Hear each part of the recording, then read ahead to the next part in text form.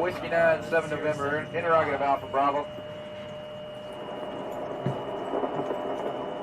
Negative Alpha Bravo. And this is 7 November Golf. Roger, request you check your Romeo side. I'll go ahead and check my Tango side. 7 November Golf out.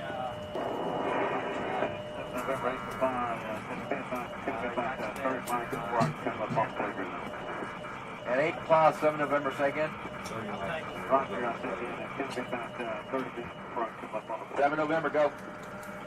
I copied a while ago, 1 Charlie transmission that my thing used,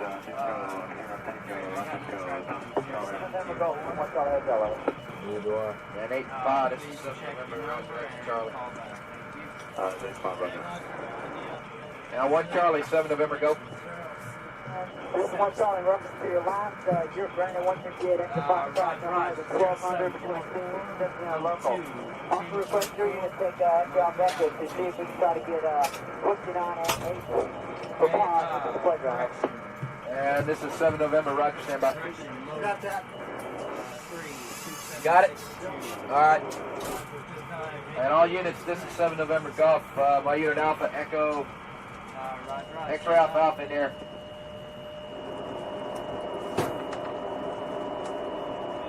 One Charlie, Alpha Bravo. Hey, I never took a dip. I forgot to take a dip. Whiskey 9, 7 November, interrogative Alpha Bravo.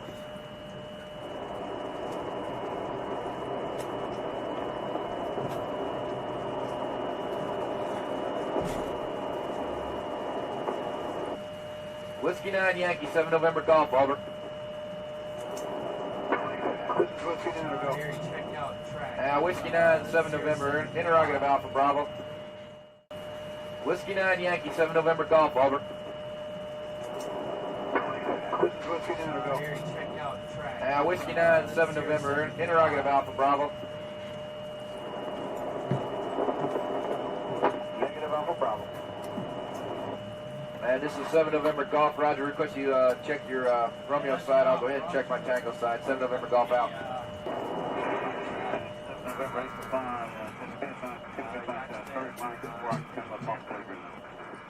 And 8 Claw, 7 November, say again.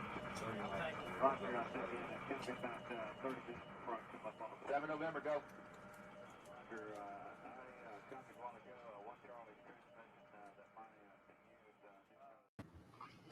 Oh, we're live. All right. We are sitting here waiting on the hearing. The Senate Veteran Affairs Committee. Putting veterans first is the current VA disability system keeping its promise. This should be a big one here. All right. I am very excited. Also, if you're on mobile, you might want to switch over to desktop, because it's not always going to be like this. It's going to be like this. All right. And so on the desktop view, you'll get the full picture here. But I guess you don't need to see them if you don't want to. I'm going to have volume up. I'm pretty sure I have fixed the volume issues. So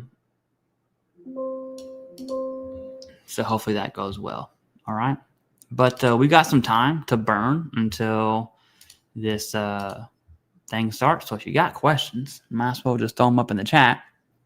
And yeah, we'll just burn some time until we're ready. Diggy Dog, how's it going? I do love some Mickey Mouse Clubhouse. All right. Let's go. That's right. Marcella, thank you for being a member. By the way, if you are, everyone can join the Discord. You'll see that in the pinned comment up at the top of the live chat. And then if you are a member of the YouTube channel, you get member-only access, and you'll have a VA rater named Kishkin will answer your questions literally 24/7 in the Discord. That's the benefit of being a member. So food for thought. Thank you, Marcella. Also, you're in Minnesota. What's up? How's it going? What'd it do? How's it going? Hello from Twin Falls, Idaho, potato country. All right. Hi, how's it going? Let's do this. Yeah, this one's going to be a little spicy. I do believe this one's going to be a bit spicy. Probably another Republican letdown. Okay, that's what I mean by spicy, in case you're wondering. Trish Wade at 22. Thank you for being a member. I appreciate that. Submitted. Okay, we have a question here, and we're going to answer questions until the stream starts for the Senate Veteran Affairs Committee here. Submitted supplemental for a lumbar that was denied back in 2002, and a new claim for bilateral radiculopathy. Secondary, got it. VA continued lumbar denial and greater radiculopathy in each leg. Please explain. Yeah, because your radiculopathy is connected to your broken leg and your bipatella pain syndrome, which is not lumbar. And if your nerves in your leg, specifically your sciatic nerve there, or there's like other nerves. There's femoral nerve. There's the sciatic. If you look at the neurological, actually, you know what? I'll just show you. Let me do that really quick. Can I? Oh, I can't. If you go to, I can't without messing up the stream. If you go to 38 CFR neurological, you'll see all the nerves rated there, and that's why. So, sciatica. You can get nerves in your legs connected, not just via secondary to your lumbar spine. So that's why. Hey, how's it going? What's up? Big B, longtime fan of the channel. Thank you. Yep. All right. I'm watching with you. This is should be a good one. All right. It really should. I really don't see how this is not going to be sweet and pleasant. I wonder if the Major Registrar Act will get any attention. No, it won't at all. That legislation is dead. It's been dead for a few years. Loud and clear. Thank you. Appreciate it. Good afternoon. All the way from the West Coast. All right. Joseph, how's it going? Missouri. All right. El Sobrante, California. El Sobrante. All right. I said that like a super white guy. Rainbow Poopy Butt 6. One of my favorite YouTube handles here. Thank you for being a member. I appreciate that. All right. Just got 90%. Tinnitus, migraines, anxiety, depression. VA score 87, rounded to 90. What's good secondary for those? Well, you're asking the wrong questions, okay? The question isn't what's a good secondary to those. That's actually, dare I say, a stupid question. The question is, what are you dealing with? What do you have that you're suffering from? And is it diagnosed? That's step one, right? What are you diagnosed with? What can you get diagnosed with, right? What symptoms do you have? Where are we at in the first place? I can tell you that, let's say, GERD or IBS is a secondary to anxiety, depression. So is hypertension. That means nothing to you if you're not dealing with those problems. So you can't jump the gun there. So what are you dealing with? What are you diagnosed with? And then what's the cause or aggravation of that current diagnosis, right? Do you have hypertension because you're 400 pounds? Or do you have hypertension because of your severe anxiety, right? Like, though, that's two different scenarios there. And yes, obesity intermediate step would be an option, but your evidence will show you the route. You just have to ask the right question first, right? So what are you dealing with, and what can you be service connected for? I gotta keep an eye on the chat, especially on the mobile chat, because people be crazy out here. Hope they vote to pass the CR soon. Yeah, I mean, that's definitely not the Senate Veteran Affairs Committee for sure. But once you hit that 1 month mark, that's when things get serious, right? Because those who are affected are going to have to contact their creditors for their mortgage. People who have money talk, and their words matter. And so when creditors get involved, that's going to be a thing. You have SNAP benefits getting involved here. By the way, I saw a post on X talking about how junior service members and their families are going to lose their SNAP benefits. How crazy is it that we have service members with families who don't make enough from being a PFC or a Lance Corporal in the Marine Corps? They don't make enough to provide basics, food on the table for their family. How crazy is that, dude? Anyways, like a service member shouldn't need to enroll into SNAP or WIC. But yeah. Hey, how's it going? What's up? Brother, when I saw that video about the Washington Post, I sent all my stuff with the pictures of my kids and that died. And yikes. Yeah, sorry about that one.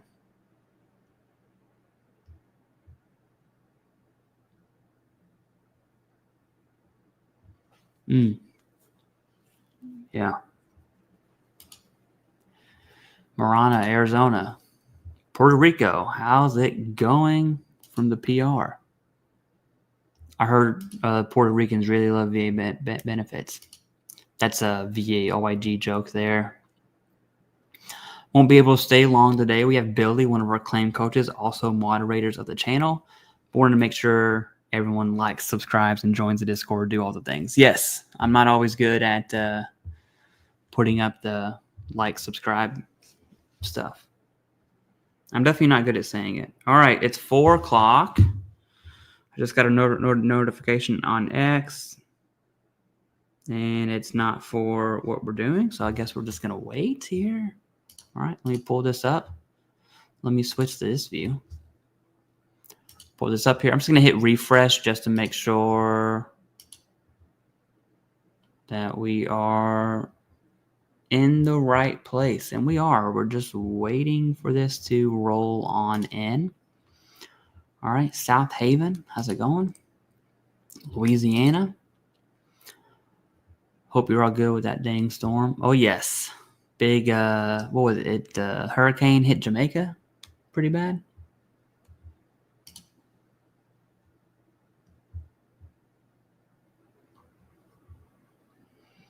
All right, what's up? How's it going? Have my CMP in an hour for PTSD. All right. I tell you what, Patrick, you might want to look at this video. I'm going to shoot you a video for symptoms. And while it's fresh in your mind, you'll be able to stay in line there, you know?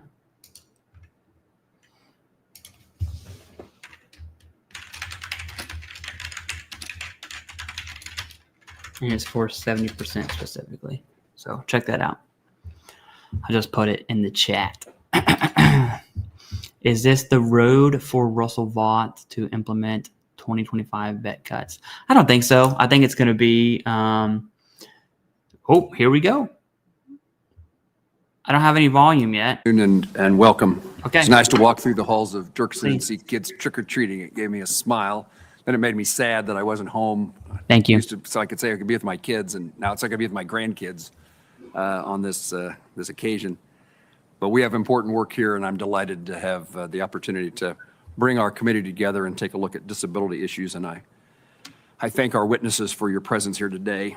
Senator Blumenthal is on his way. We have a 5 o'clock vote. I'm going to try to get us started, and that means I should stop doing intro and begin the hearing. But I want to say a few things first. Again, appreciate the witnesses that are here. We want your insight and perspective on this issue and know it will benefit us as legislators and will be helpful to veterans and their families that we certainly aim to serve. Our nation owes those who have served in uniform not only gratitude, Can y'all let me know if the audio is healthcare, good on the video? benefits, and support they've earned through their service. I've had some trouble with that. It's our collective duty to make certain that we are doing everything possible to help veterans lead successful and fulfilling lives after their military service. This obligation forms the foundation of this committee's work and the focus of today's hearing. Disability claims process is intended to make certain that those who have a lasting injury, visible or invisible, from their service receive the care and compensation they deserve. Recent articles published by the Washington Post have raised concerns and frustrations within the veteran community. I have heard from numerous veterans and groups who are frustrated that these articles have left an impression that that veterans are engaging in widespread fraud in the disability claim space. The cases of fraud highlighted in these articles do not reflect the reality of who veterans are, the vast majority of veteran population, or the values veterans embody. Veterans put country before self, from their decision to serve to the oath they swore. The attention that these stories have received provides us with an opportunity to have an important discussion about whether this system we have built is serving the needs of veterans today and how we can reform it to better serve those who were designed to help. We have an obligation to the men and women who have injuries or illnesses connected with their service in uniform to make certain they are provided the tools and resources they need to succeed in life after the military. Our goal today is to examine the facts. Is the system ensuring timely, accurate, and fair outcomes? Is it empowering veterans to thrive or inadvertently creating barriers to their success and opportunities after service? Today, we will hear from the VA Inspector General Cheryl Mason, whose office is responsible for helping to root out fraud and abuse in the VA system and who has extensive experience in the disability claims system as the former chairwoman of the Board of Veterans Appeals. Representatives from 3 of our nation's largest, most active veteran service organizations who represent various veteran constituencies day in and day out in the disability claim process. A representative from the Government Accountability Office who has published numerous reports and made numerous recommendations on how to improve oversight and management of the disability claims process, and Daniel Gade, who is a service-connected disabled veteran and a vocal advocate for changing the current disability system to better serve veterans and support their long-term well-being. This is not the first and will not be the last conversation we have in exploring how to better serve veterans and improve disability system to compensate veterans for their service-connected conditions and help them live lives, strong, successful, fulfilling lives after their military service. I look forward to the constructive discussion that I anticipate will take place here, and we'll give Chairman or Ranking Member Blumenthal, no promotion intended, Ranking Member Blumenthal the opportunity to offer his opening statement as soon as he sits down. It's a great start. He refuted. You must have heard me call you chairman and you immediately arrived. Thank you, Mr. Chairman. Let's see how politics will play into it. Thank That's you what we want to to see. all We of our don't wanna witnesses. see, We but have what we're gonna more see. than the usual number, and we welcome you here. We appreciate your public service as veterans and afterward as advocates of our veterans. Today's hearing is really focused on our nation's obligation to men and women in uniform and the system we use to compensate any of them who become ill or injured due to their service. We all know that the system inherited by Secretary Collins was not perfect, but it was providing historic levels of benefits to toxic exposed veterans, thanks to the bipartisan PAC Act, which all of us on this committee, I think, supported in a very bipartisan way. That same system is being dismantled through a series of really reckless policies, in my view, that have pushed hardworking civil servants who process disability claims to the brink of what they can do. In fact, the administration's draconian deferred resignation program, return to office policy, hiring freeze, arbitrary contract cancellation, and other morale-crushing initiatives have driven out more than 1,800 mission-critical VBA employees. The result has been a demoralized VBA workforce who is consistently pushed to sacrifice quality for the sake of quantity. There simply are not enough people doing these jobs for the work to be performed capably at a level that our veterans deserve. It's created more work for claims processors, and today we're going to hear from our VSO witnesses on how this abdication in the name of modernization is impacting the veterans you represent. I also want to hear your response to those who believe that VA disability compensation is too generous. Not my view. That's how the system has been portrayed by some opponents of the system in past years. The articles fail to understand or capture the purpose of the benefit. Instead, they cherry pick anecdotes to wrongly claim that disability benefits is fraught with widespread fraud. There is, in fact, some wrongdoing and fraud. We need to root it out, investigate and prosecute it, but not abandon a system of compensation that is deserved and needed by veterans, our heroes who serve and sacrifice for our country. I want to say, finally, the current VA leadership has repeatedly violated the Hatch Act by blurring the lines between governance and political campaigning. That is unacceptable. And there used to be bipartisan pushback to such behavior. I hope there will be again.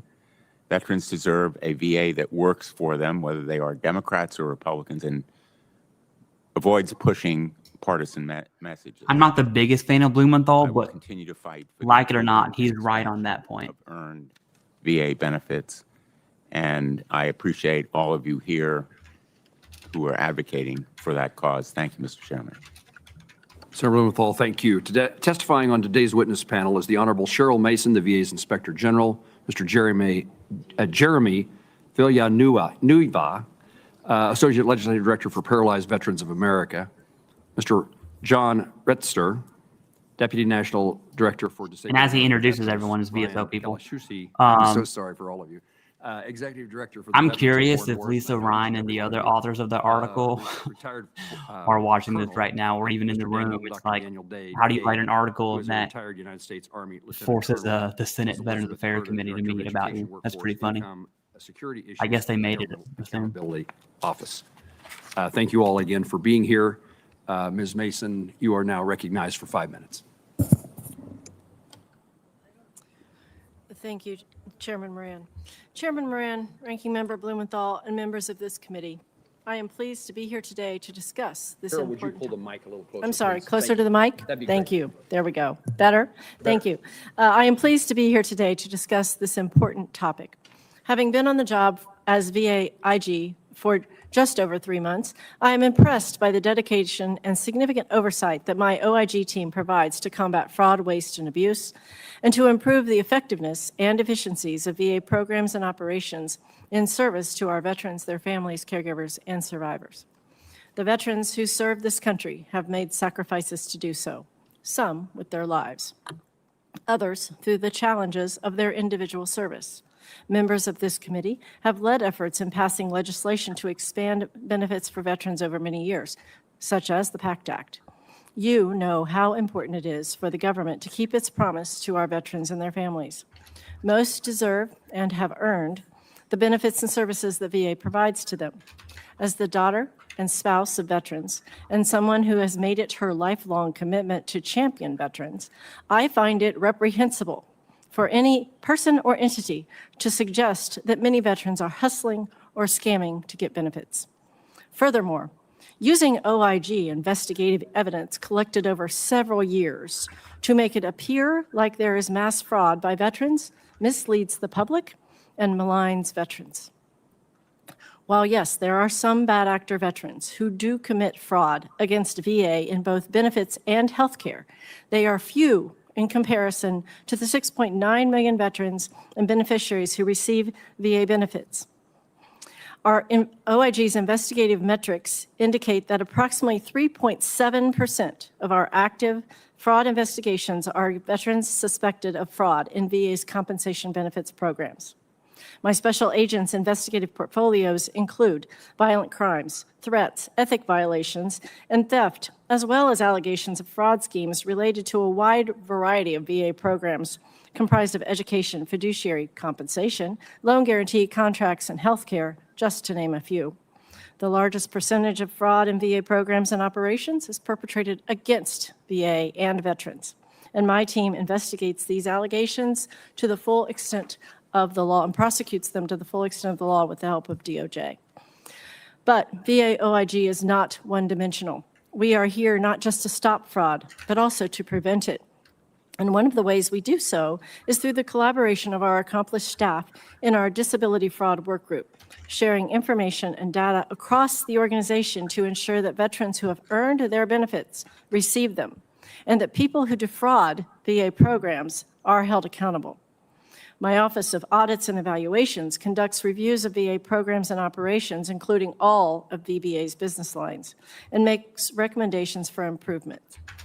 These recommendations include ensuring that claims raters consistently apply the correct laws and policies, that leaders strengthen contracts for better, more accurate medical disability exams, monitor and review fiduciaries' actions, establish guardrails and procedures for educational programs, and test existing automation methods and outcomes.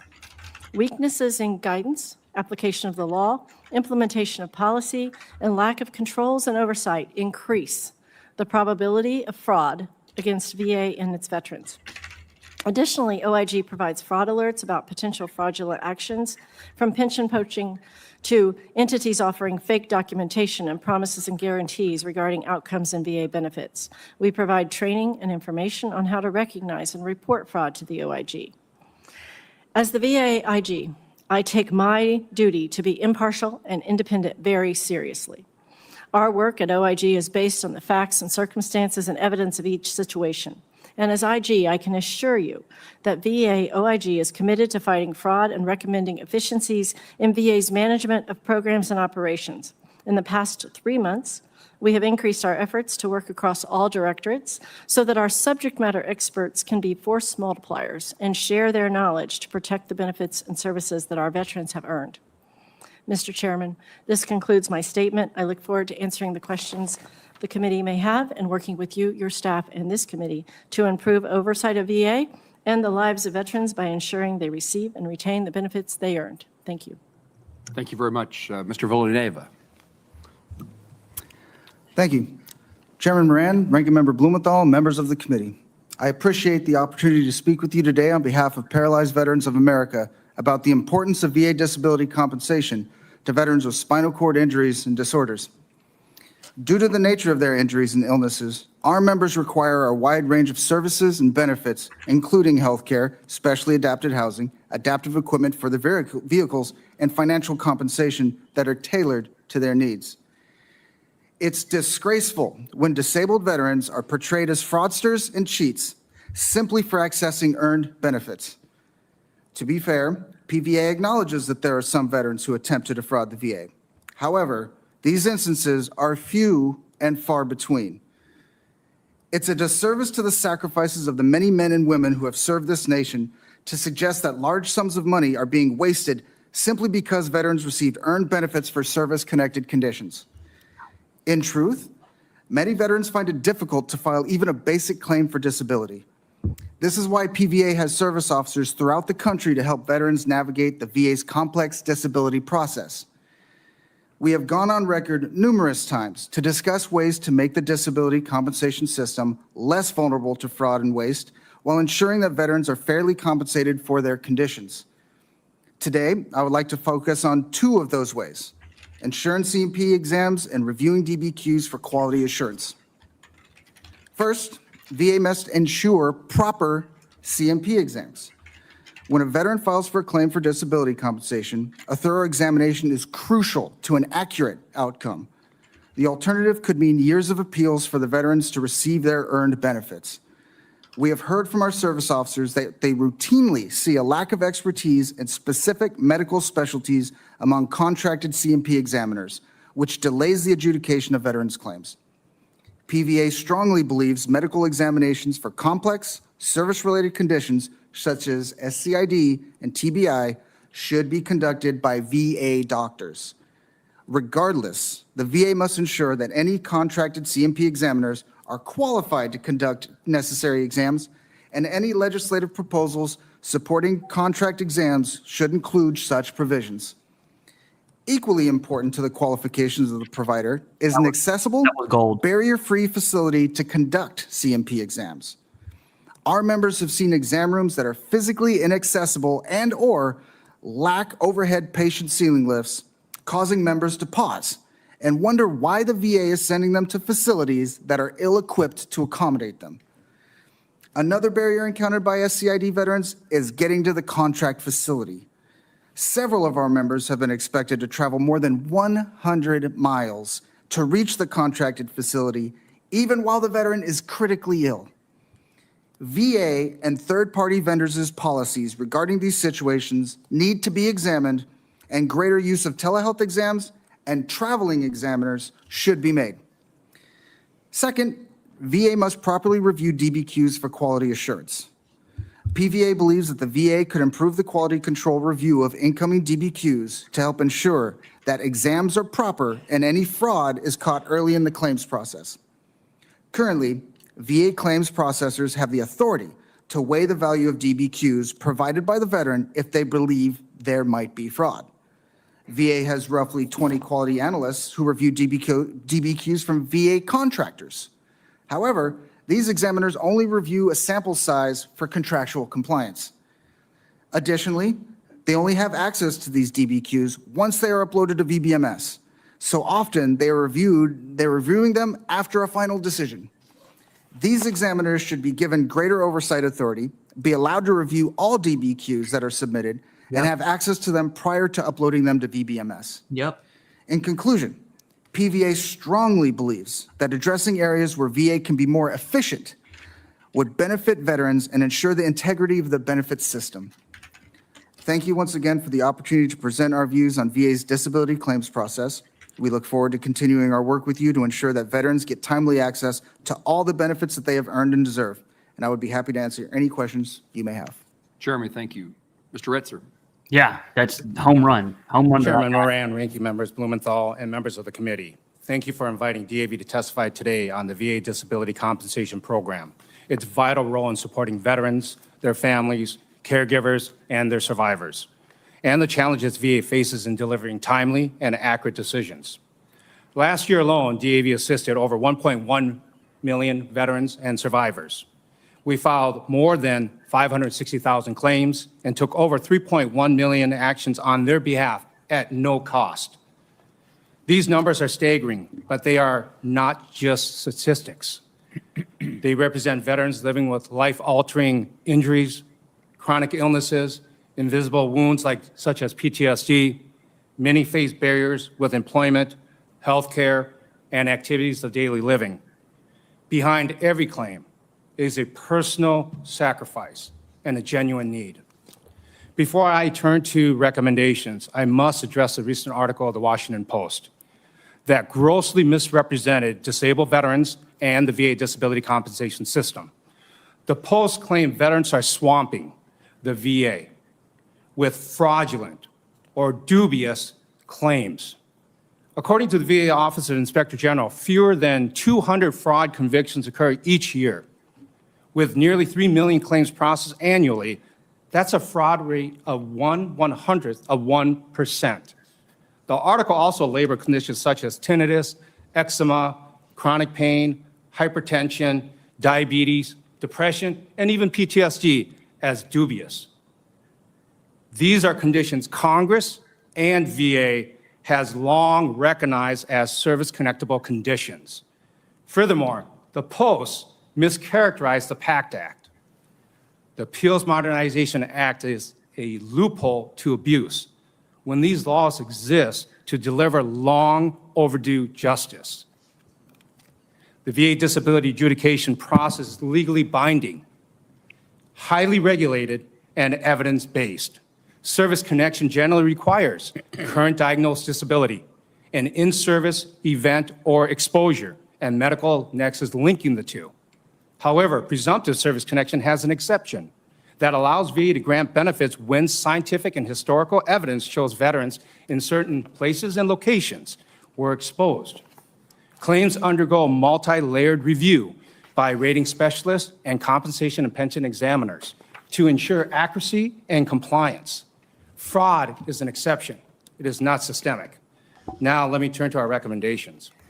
First, VA must have resources to maintain claims accuracy and timeliness. Backlog surged from 150,000 in 2022 to over 400,000 in 2024 due to the PACT Act and also the outreach for Veterans Crisis. Thanks to the increasing staffing, the numbers is now about 135,000. Continued progress depends on sustaining VBA funding, strategic use of overtime, and close monitoring of staffing needs. Second, we must simplify the claims process. Veterans should be able to file a claim by telephone. The VA claims process is well recognized as non-adversarial, and claims processors should construe claims to maximize benefits. VA's requirements that veterans specify a single benefit on a VA intent to file form can unfairly delay and reduce payments. If a veteran checks only one box but later qualifies for another benefit, they lose retroactive entitlement. This rule should be removed. Third, VBA must optimize technology. I don't think I agree with Artificial that. intelligence, document digitization, and data mining can transform claims processing.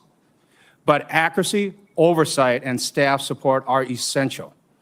VBA and its contractors must develop IT systems that integrate with accredited veteran service organizations for filing claims and appeals. The new accredited representative portal was developed without consulting DAV or other major accredited veteran service organizations. It is advisable that VBA and its contractors seek input and collaboration with DAV and other major accredited veteran service organizations on future enhancements and new system builds to ensure usable, accuracy, and alignment with veterans' needs. Finally, improve the presumptive making process for toxic exposed veterans, expanding research, creating independent scientific review processes, and establishing stakeholder oversight will help end decades-long wait for toxic exposed veterans.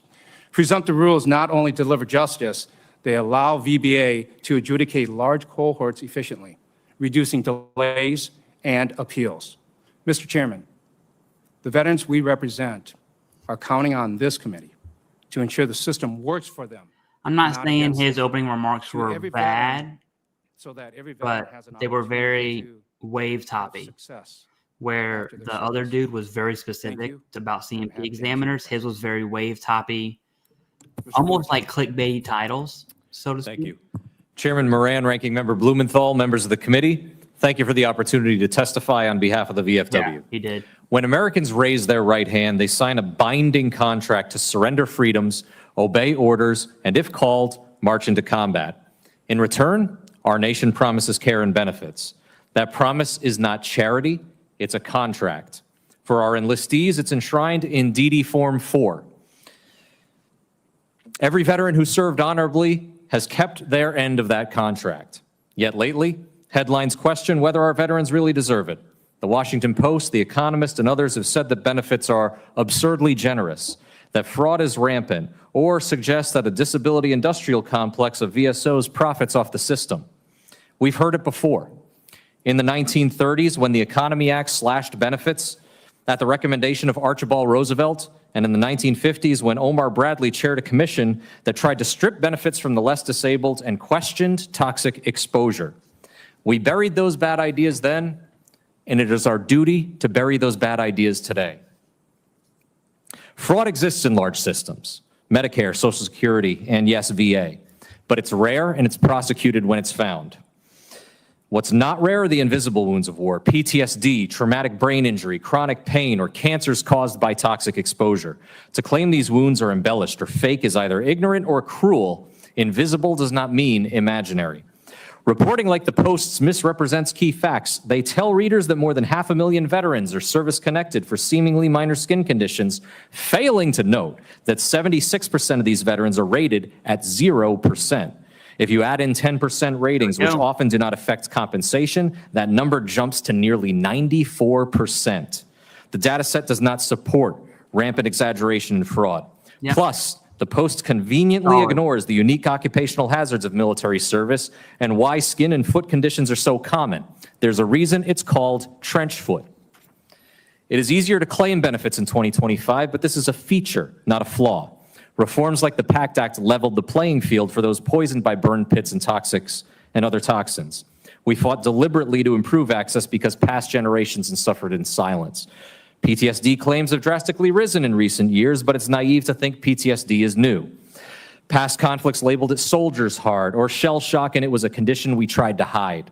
Today, veterans talk about mental health because it's okay to have PTSD and it's okay to claim your benefits. Because we talk about it, veterans are fighting stigma for all Americans. The cost may seem jarring, but this is the sobering true cost of 2 wars many households could afford to overlook. Disability compensation is the settlement of a debt for the social and occupational losses associated with the real and persistent hazards of military service. A paycheck doesn't erase a missing limb, and a steady job doesn't cure a damaged lung.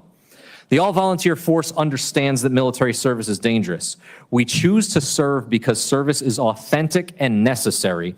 And in our contracts, the United States committed to make us whole when we were ordered to combat or other hazardous situations. Unfortunately, perverse incentives exist, such as concurrent receipt kicking in at 50% disability, or family care that kicks in at 100%.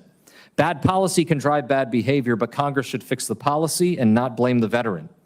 On fraud, let's talk about claim sharks, who often promise benefit increases by submitting questionable evidence for a hefty and illegal cut of the action. The VFW has led the fight against this scourge, not to profit, but to support veterans and protect the non-adversarial benefit process. I hope he brings that benefit. The VFW has testified before Congress 15 times over the last 3 years, raising this alarm. We've had countless conversations with the committee seeking to stop the fleecing of veterans and taxpayers, but our calls have gone unheeded, and we're now targets of the Washington Post, accusing VSOs of embellishing. Our accredited representatives are bound by strict ethics regulations in 38 CFR. We tell veterans what they need to know, not what they want to hear. And we invited the VA General Counsel to audit our training in 2021, an offer that still stands 4 years later. It costs VFW and our partners tens of millions of dollars each year to provide this service because every veteran deserves an honest advocate, not a profiteer. Our veterans didn't ask what was in the air they breathed or the water they drank, and unlike many other public servants, they can't just walk away if they don't want to do it anymore. We serve in accordance with the contract we signed, and many now live with the illnesses that steal their sleep, breath, and ability to work. Suggesting they embellish their suffering for some money is insulting. The VA system must work better. Simpler forms, improved access to exams, and reliable technology. But veterans and their VSOs are not the problem. We appear before Congress dozens of times every year asking for some nuanced reforms that sometimes come to fruition, other times don't. And as we speak, the government shutdown disrupts our work as critical deadlines approach. Veterans can't afford to wait. We must reopen the government to avoid unnecessary pain and hardship for our defenders. Members of the committee, the all-volunteer forces carried this nation through the last quarter century of war. We kept our promise. Now the nation must keep its word. It's time for all of us to honor the contract. Thank you, and I look forward to answering any questions the committee may have. Thank you. Dr. Gade. That was good. Solid. Ladies and gentlemen, thank you for the opportunity to testify on the VA disability compensation system. My testimony will differ from most you've heard. I'm a member of no veteran service organization and have no motive other than to help restore the lives and dignity of millions of veterans. I was just going to say, for too long, you've been told that the best way to care for veterans is to shovel billions of taxpayer dollars into their pockets. This approach has resulted in a veteran class that is sicker, more marginally employed, and more suicidal than ever. By paying veterans to be sick, we create more sick veterans, separated from meaningful lives of purpose, and we deepen our suicide crisis. I developed this perspective through hard experience and long study. I was wounded in combat twice, losing my right leg and spending a year at Walter Reed. After recovery, I earned a master's degree and joined the White House Domestic Policy Council, where my previously acquired user-level experience was bolstered by my work alongside both the Joel Shalala Commission and the Scott Commission. I later completed a PhD in public policy focused on the VA claims process, and while teaching at West Point, co-led the Independence Project, a randomized control trial demonstrating the powerful link between employment and health.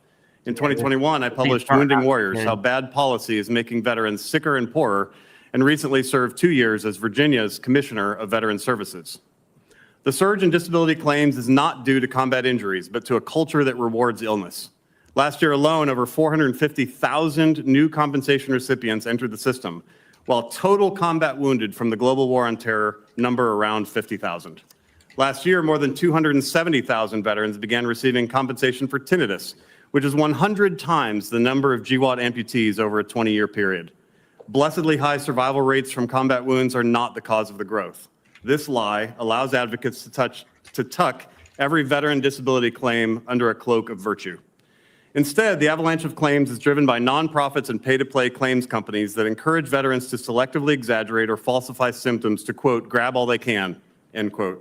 Dude, what? Aging, genetic, and lifestyle conditions are increasingly labeled service-connected, resulting in tens or hundreds of thousands of veterans rated as 100% disabled who have no true incapacity or whose incapacity would have eventuated regardless of service status. I propose 2 principles of reform. 1, meaningful employment is powerful medicine. A 2020 paper called Employment a, quote, critical mental health intervention. Unfortunately, veteran participation in the labor market, especially among men in prime working years, is markedly lower than their civilian counterparts and has been steadily declining over the past 20 years. Disability compensation discourages work by rewarding inactivity. Some programs, like IU, create a direct barrier to work. Any separation from the labor force causes isolation, malaise, and reduced income, coupled with a demand for ever higher disability payments. We should shift dollars from paying veterans to be sick towards meaningful incentives for gaining and maintaining productive employment. Early positive incentives can have a long-lasting positive effect, as demonstrated by the Independence Project. 2, disability compensation is a destructive goal. Disability is a negative word. In Latin, dis means not, opposite of, or apart. The disability compensation system pulls veterans into a destructive identity as, quote, disabled veteran, rather than helping create a positive, forward-looking life and career. This system is anti-thriving, anti-productivity, and ultimately anti-veteran. Further, it discourages future generations serving by painting veterans as a troubled problem class. The compensation system traps veterans into a disability identity, teaching them to chase 100% rating as a proof of honor or source of validation. 9 of the top 10 conditions for newly rated veterans are easily exaggerated or totally unverifiable. We need a system that affirms veterans' capacity to thrive, not their presumed fragility. Here are several steps that would protect the integrity of the system. 1, treat but do not compensate for non-disabling conditions and eliminate conditions caused by genetics, aging, or lifestyle from the compensation rolls. Sleep apnea is one obvious example. There are hundreds of others. 2, require active treatment for compensated mental health conditions. If compensation is warranted, so is care. 3, extend VA medical eligibility to all service-connected conditions without tying it to disability ratings, removing an incentive for false claims. The current disability system robs veterans of purpose and dignity, trapping them in idleness and despair. Further, the isolation brought on by separation from the labor market can and does send many veterans into a morass of tragic consequences. Reform will be difficult. Entrenched interests protect the status quo, but it is essential. A close look at past changes shows that what survives the legislative and rulemaking process are usually additions to existing programs or the creation of new programs. The VA budget grows inexorably despite the system causing immense ongoing harm. Deep structural reform will save lives and restore what veterans truly need: meaning, work, and hope. And to Senator Tuberville, I say, War Eagle. I'm going to have to watch that again. Ms. Curda. Read the transcript and analyze Good afternoon, it. Chairman Moran, Ranking Member Blumenthal, and members of the committee. Here's GAO. I'm pleased to discuss GAO's work on VA's management and modernization of its disability compensation program. VA has taken various steps to improve this program. However, VA is a large, decentralized organization where efforts to bring about positive change can face strong headwinds. As a result of this situation, we put VA's disability compensation program on our high-risk list. This is a list of programs GAO considers to be high risk because there's significant waste, mismanagement, or a need for broad-based transformation. In the case of disability compensation, VA has been trying to update and modernize the program for years with limited success. Underpinning many of these problems are VA leaders and managers not fully leveraging leading practices to manage the disability compensation program. These are practices like setting goals, developing plans to achieve the goals, collecting data, and assessing results. These practices set up organizations for success. Here, that means providing accurate and equitable decisions on compensation claims for veterans with service-connected disabilities. To some, talk like this of management practices may seem quite dry and technical.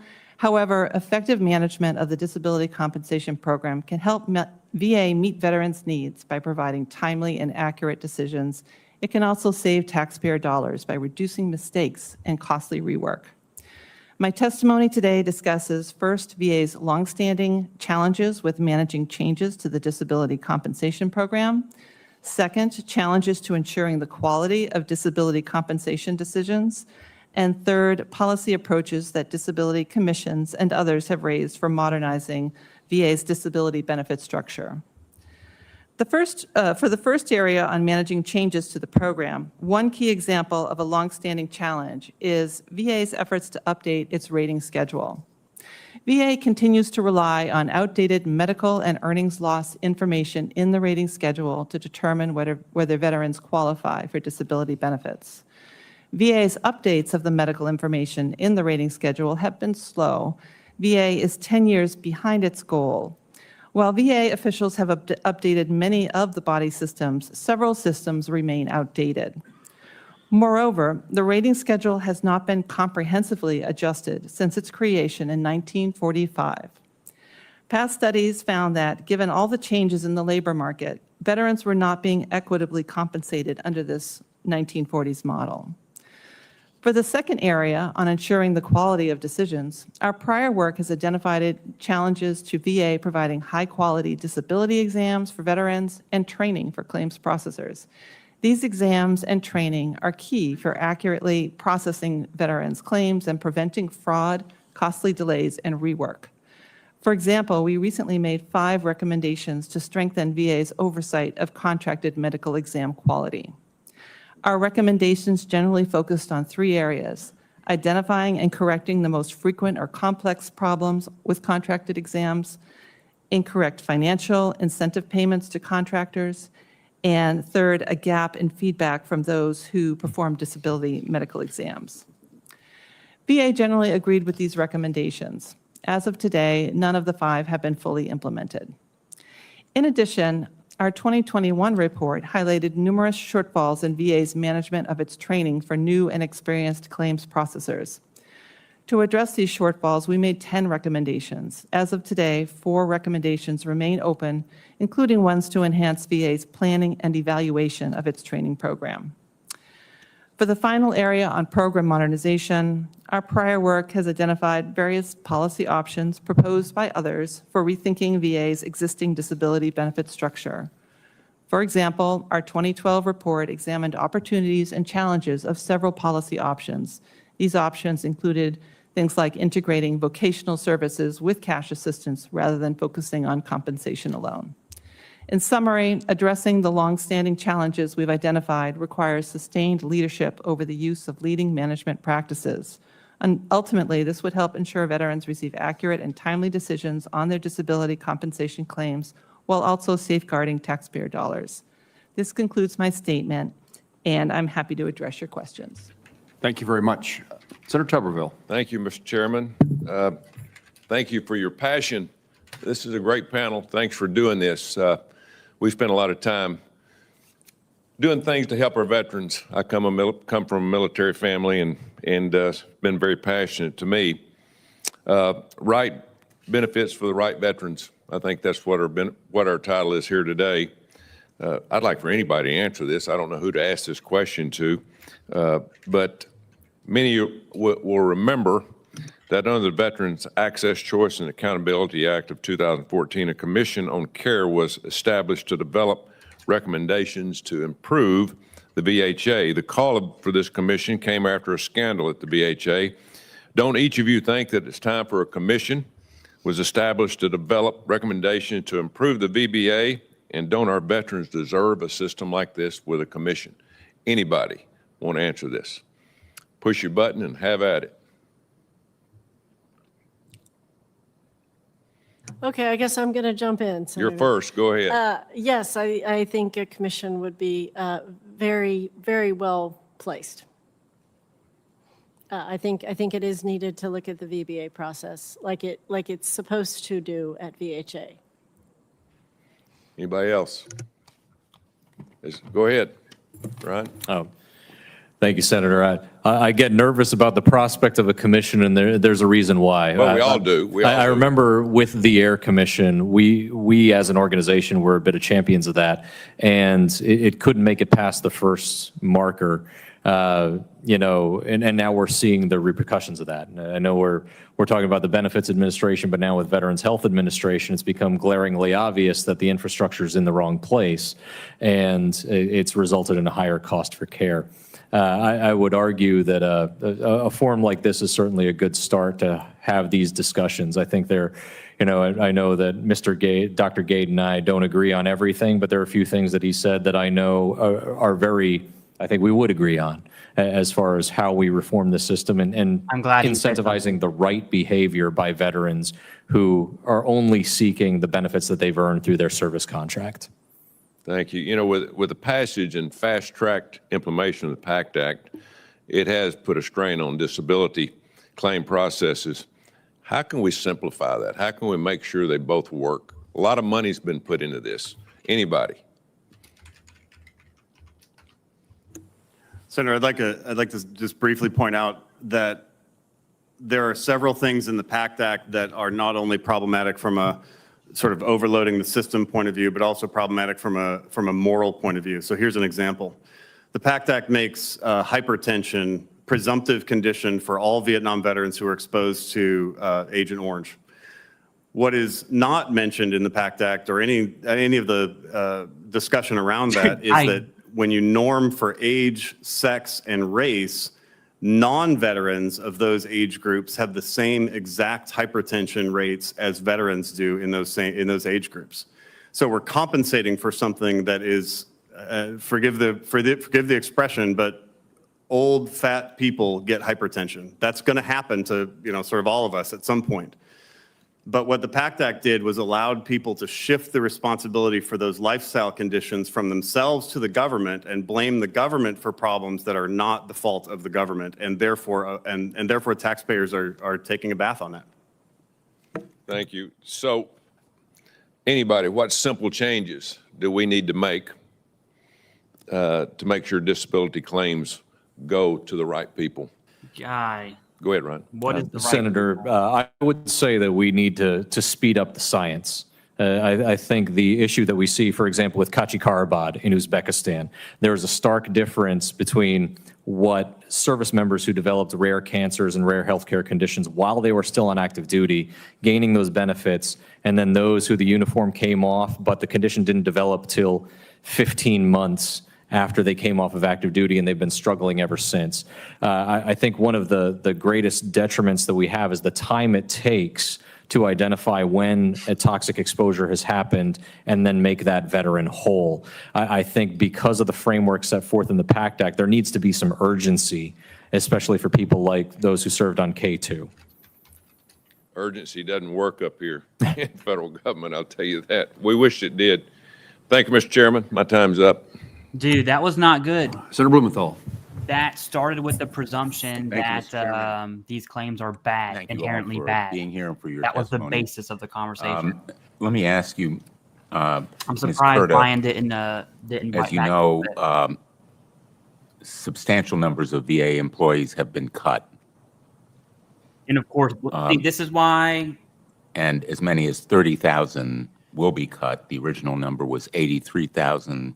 The uproar in reaction to Secretary Collins' announcement there's a time and place caused it to to be talk about reduced. employees being But- cut. It's not right now. Doesn't that kind of cut in workforce have an impact on the quality of work in processing disability claims? Well, one of the issues on our high-risk list is the ability of VA to process disability claims and manage the workloads. You know, as we've been discussing, there have been many changes to the You see how, what's like, eligible, and that the has whole increased vibe claims shifted. substantially. The whole And energy shifted. over time, VA has had extensive backlogs that they have not been able to keep up I would keep up prefer with. Blumenthal And so, stay you on know, track they have of been the in a topic instead of getting kind of in a Trump pattern admin of bad recently for of firing. hiring more There is staff a to be time able and to place for process that. those claims, and they have It's just not during the most recently been somewhat successful in those are my bringing thoughts. the backlogs down and improving timeliness. I don't know how many of those people that you mentioned were actually processing disability claims. I would expect VA to conduct analysis, workforce planning analysis, to see, what would the cuts to staff in the disability claims processing area, what effect would that have on productivity and on these backlogs? Because they were making progress, and I don't know that these particular cuts, are affecting that or not. But basically, if you cut the number of people doing the work and the work increases, it's going to take longer and possibly be more error prone. Funny guy. That's a logical conclusion. Thank you. Yeah. Mr. Gallucci, I was Let's get back to where we're struck going. by your comment that We were moving. if there are problems in the programs, we should fix the programs, not blame the veterans. The veterans are not the problem. And I am struck by statements from the administration, including the top levels of the Office of Management and Budget, Russell Vought, that means testing maybe is a reform that should be adopted. He has suggested that the administration should, quote, target significant cost savings from revising disability rating awards. I haven't heard the secretary criticize or refute that potential course of action. What do you think of it? Senator, the idea to restrict benefit payments to service-disabled veterans at a lower percentage, that dates back to the Bradley Commission in the 1950s. It was a recommendation that came out of there at the time, and there was nothing really to substantiate that at the time. One of the things that we often talk about is that we're talking about social and occupational impairment here and lost average earnings potential. And it really should be a dead conversation on means testing for a service-connected disability. That's very different, right? I mean, there is means testing for pension, but we're talking about a service-incurred disability. It's a very different scenario. We see nothing in Title 38 that would allow for that, right, without a change from Congress that we would Exactly. vocally oppose. There's a philosophy there that That's a Congress. when you sign that It's not a VA. contract, and it's the final clause, it's the clause in the contract that says, we will send you to, you'll be ordered to deploy to combat or other hazardous situations. And I worry sometimes we lose the focus on that other hazardous situations point. The Washington Post did that in their article, talked about what they presume to be non-service related conditions or common conditions. And that could probably be a whole other hearing to break down how those are service related because of the unique nature of military service. And then when you're talking about those lower percentages, the occupational impairment that comes with that, time off for medical appointments, underemployment, those are real issues for veterans that face chronic health conditions that require consistent care. We don't need a commission to tell us that we ought to sustain disability benefits for injured veterans, do we? I think it's an obligation of our country to honor the enlistment contract, the contract that we all signed, and provide the care and benefits that we've earned. Exactly. Let me just, one last question for Mr. Retzker. You told me that VSOs have been excluded from the I want to know why there's space no that direct line they of questioning have to the PhD douchebag. at regional offices. Like, that's exactly who I would talk to. Tell the committee about that fact. Thank you for that question. Thank you for that question. And yes, unfortunately, our national service officers around the country who have been co-located within the VA regional offices are not allowed to conduct normal business to be able to assist the veterans, even though that the VA regional offices are closed. We were only allowed 30 minutes. And an example is in North Carolina, we unfortunately went there one morning and we had over 180 pieces of mail.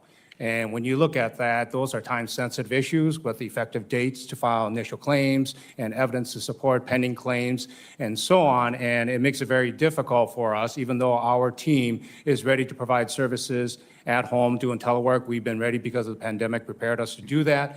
But what we are seeing is that our service officers, unfortunately, now have to deal with the PII, taking information out of the regional office and to do that work and, be responsible, and they are. But the thing is, it really drives a wedge in our process because within the VA regional office, we have the capacity of technology and the resources to do secure work. And we're very disappointed, and we hope that the VA will open back up for all organizations that are accredited in there, because this is the first time in any shutdown that we are actually not allowed to stay in. Thank you. Thank you. And I've spoken to others about it. I don't know whether that's the experience of other VSOs as well. Is that true of VFW, Mr. Galucci? It is. Okay.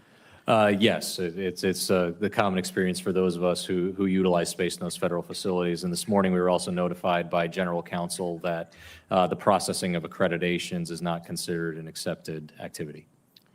I might ask, and I have mentioned it to Inspector General Mason, and perhaps she can look into it.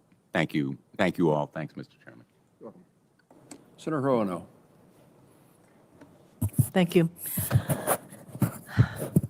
I think when you read the Washington Post recent article, it really gives the impression that the whole system of ratings and disability payments and all that fraught with peril. I did not like it. And fraud.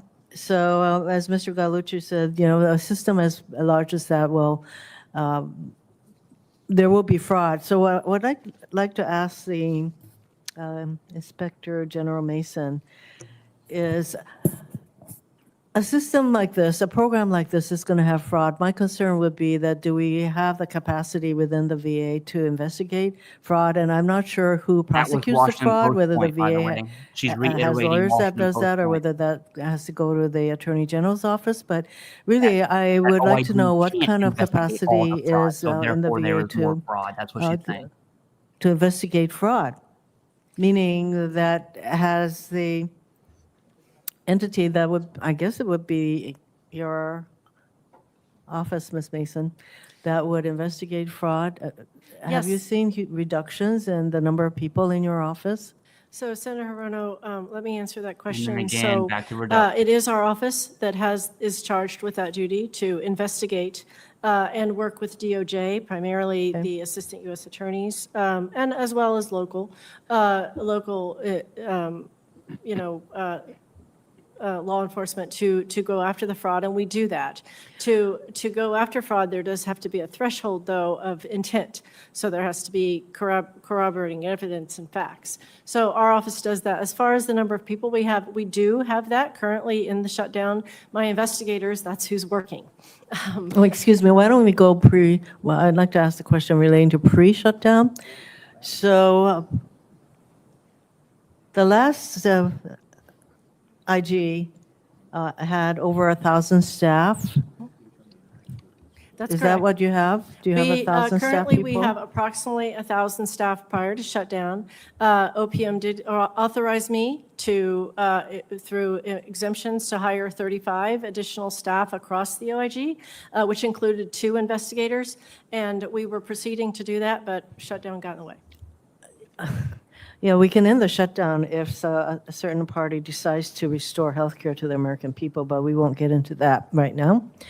So you have the same number of people then that your predecessor had, and that you have authority to hire 35 more people. Do you consider that enough of a staff, enough capacity to deal with the millions and millions of veterans that you are dealing with? And I don't know how many hundreds of thousands of claims that you are being asked to review? Well, so let me clarify that real quick, Senator. So prior to, in the beginning of 25, we had 1,175-ish people. We lost about 100 people due to DRP and VERA and normal attrition.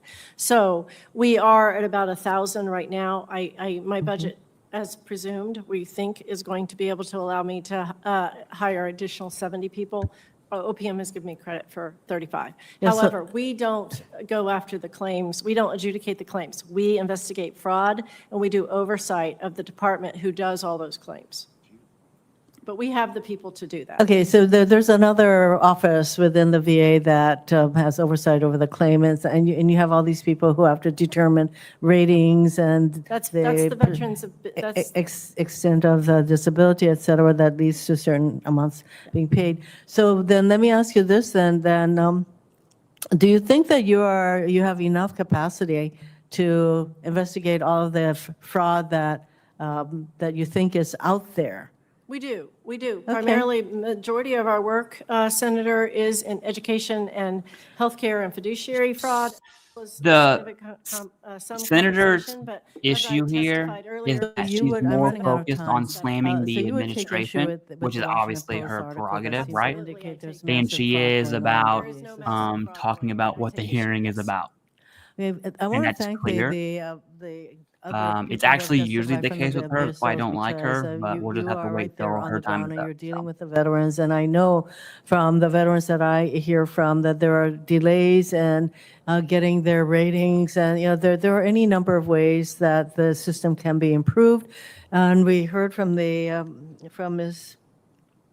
Curdo, I'm sorry, from GAO about a number of recommendations that could improve the system, and the indications seem to be that the VA has not made the kind of changes that were recommended. Would those of you who represent VA, so would you agree that these recommendations have not been complied with or met? Anybody want to weigh in? The GOA Briefly, because lady my already time said is they had already up. I would agree that oversight and quality controls need to be there. When we're talking about fraud or questionable claims, I point to one of the examples in the Washington Post story where they talked about a veteran who received benefits for an accident while they were related to a DUI. I believe that that's a quality control thing. And there are things that are supposed to be considered willful misconduct that don't qualify for benefits. And that when something like that is found, that VA has the quality controls in place to make sure that they're not awarding benefits in the situation that they shouldn't. And do you think they do have those quality controls in place? I think they need to improve on those quality controls, ma'am. Yes. Thank you. Senator Blackburn. Thank you, Mr. Chairman. I've got just a couple of questions, but before I start, I do want to correct the record. I think she missed the mark. Republicans are not denying health care to anyone. There is a Here we discussion go. over the Biden bonus credits that were given during COVID, and our colleagues across the aisle could end the shutdown today by voting for a clean CR, which these are numbers they have voted for Mr. Chairman, many I was good enough times. not to get into it, and I would ask the same for my colleague. Here we go, dude. And then also, I would note that the claims backlog that was referenced happened during the last administration, and we discussed this at length in hearing after So hearing. just as, with the Blumenthal and fact that, Hirono focus workers on partisan were stuff, working remotely, this and of lady's doing the course, same and thing. Ms. So Mason, whether I you're wanna left come or to right, you it's the on same this, people doing the same stuff. because the PACT Act implementation Biden admin caused bad a lot backlog. of confusion. That's the talking And point. there was the warning of, we had a $3 billion Right, we're not here for that. shortfall,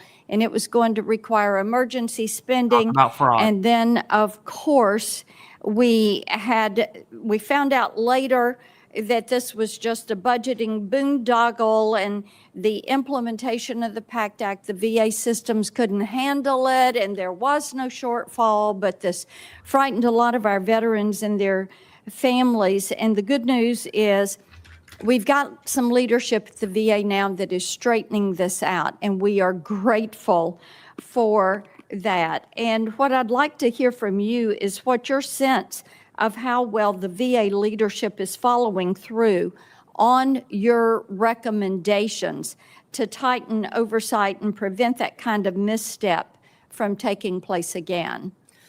Senator Blackburn, to answer your question, we have done a series of reports in the OIG's office to point out the lack lack of controls and oversight within VBA around particularly PACT Act, especially with the fact that they have scattered guidance all over the place and their manual is not in compliance with the law. Right now, they tell us they have a plan. I don't, we haven't seen anything. They are partially shut down. They are doing claims. We haven't seen anything yet, but we are following up and we have further evaluations to look at and audits to do once we get back in business. Okay. And Mr. Gade, thank you for your testimony. And I noted in there that you made a strong case that the disability system sometimes will trap veterans.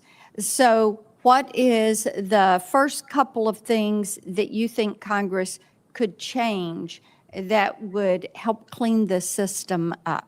Yes, ma'am. Thank you for that question. So the very first thing that I think ought to be changed is how we talk about the word disability.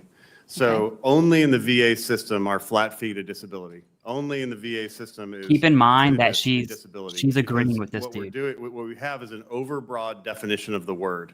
If we went to the ACS, the American Community Survey definition, or we went to any other publicly available definition, like the Social Security disability definition, what we would have is the ability then to put more money to things that matter, things like employment, things like rehabilitation, things like medical care, and less money in transfer payments that we know are causing people to be sicker and to be trapped in this cycle of malaise. So that's the very first thing I would say. Okay, and Ms. Curta, would you agree with that? Because you've weighed in some on this system. Yeah, in our testimony, we did work some years ago where we looked at all the commissions that have looked at reform options for the disability system and summarized those positions, the advantages, the disadvantages.